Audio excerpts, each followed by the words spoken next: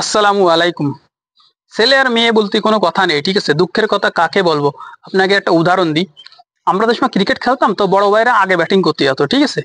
তো ব্যাটিং করতে গেলে তখন আমরা কি করতাম? আল্লাহর কাছে দোয়া করতাম, আল্লাহ আল্লাহ আল্লাহ তাড়াতাড়ি যেন আউট হয়ে যায়, আমরা যেন ব্যাট পাই, আল্লাহ আমরা যেন ব্যাট পাই, অল্প রানের টার্গেট দিছে, ঠিক আছে? আমরা ব্যাট পাই না, বড় ভাইরা সবসময় ম্যাচ দিতেই নিয়ে চলে আসে, ঠিক আছে? তারপরে কোনো কায়দায় বড় ভাইকে আউট করে দিতাম, দোয়া দোয়াই করে লাস্টে আমরা যেতাম ব্যাট করতে, ওই 2-4 পাস করে আউট হয়ে চলে আসতাম, ঠিক আছে? ম্যাচটা হারে যেত।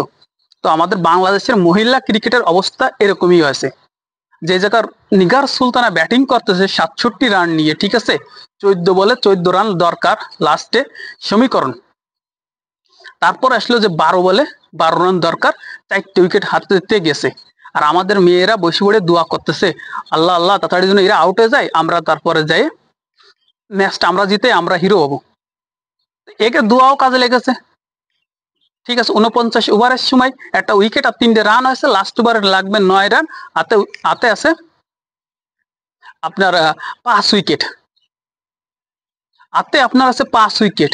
সেই 5টা উইকেট নিয়ে 4 বলে 4টে উইকেট দিয়েছে শ্রীলঙ্কার ক্যাপ্টেন রে, উইথ একটা রান নেছে। 8 রানে বাংলাদেশের মেয়েরা হারেছে।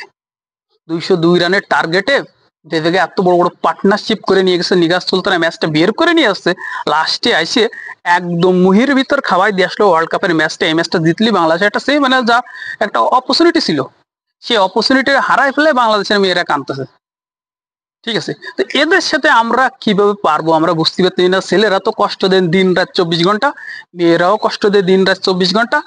আমরা মনে করেন যে এই যে যারা দর্শক আছি তারা মনে খালি মুখ বুঝে সহ্য করি, ঠিক আছে?